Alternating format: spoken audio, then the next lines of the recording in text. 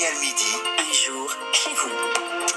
Un jour chez vous, chaque jour, l'info au plus près de vous. Aujourd'hui, direction Clermont-Ferrand pour découvrir un robot unique en France, un robot pour apprendre à marcher. Bonjour Guillaume Frixon. Bonjour à tous. Le nom de ce robot, c'est Géo. Il permet effectivement d'aider les personnes dès l'âge de 2 ans qui ont des problèmes de motricité. Mais aujourd'hui, l'association Équipée Médicale Recherche qui a acheté cette machine n'arrive plus à payer ses mensualités.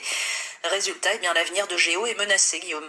Oui, j'ai rencontré Amélia. Elle a 3 ans et elle souffre d'importants troubles de développement. Aujourd'hui, elle ne marche pas, mais grâce au robot, un harnais et l'attention de Guillemette Moreau-Pernet, la kiné, la petite fille découvre et apprend la gestuelle de la marche. Ses pieds sont calés sur des plaques qui reproduisent automatiquement le mouvement. L'avantage que je vois à l'utilisation de ce robot par rapport à l'exosquelette, à n'importe quel exosquelette, c'est la liberté des 2 membres inférieurs de bouger.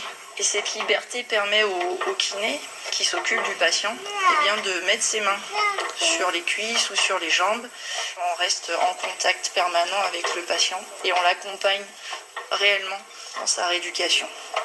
Alors près de 200 familles viennent de toute la France pour bénéficier de ce robot. Frédéric et Amandine sont les parents de Lilou, 4 ans, atteinte du syndrome de Joubert. Ça nous montre qu'elle peut être verticalisée, qu'elle peut enclencher la marche et peut-être à l'avenir marcher toute seule. Donc forcément, ça peut être qu'encourageant. En septembre, quand elle a commencé, elle ne marchait pas du tout. Et là, du coup, maintenant, quand on la tient, elle enclenche le pas toute seule, elle marche toute seule, en la tenant, mais elle a enclenché du coup le pas grâce au robot. On fera tout, tout ce qu'il faut pour qu'il reste ici. Et... Faut le défendre. Faut le défendre. Faut nous aider.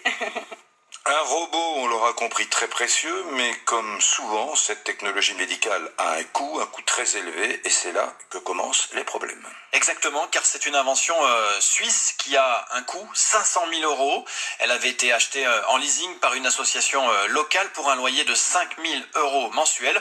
Il reste encore près de 200 000 € à payer, et malgré les subventions, l'association ne parvient plus à régler les mensualités. C'est donc l'avenir de ce robot qui est en danger. Ça ferait chaud au cœur de savoir que des personnes se sentent suffisamment concernées par le handicap, par l'enfance, pour se dire, là, moi j'ai compris le message, je veux que ces enfants puissent continuer d'être mis en situation de marche grâce à cette machine, et donc je donne de bon cœur et continuer d'utiliser cette machine vraiment extraordinaire. Voilà, vous l'aurez compris, pour cette machine unique en France, tous espèrent poursuivre leur marche en avant pour aider toutes ces personnes en situation de handicap. Avec Guillaume Frixon à Clermont-Ferrand pour RTL.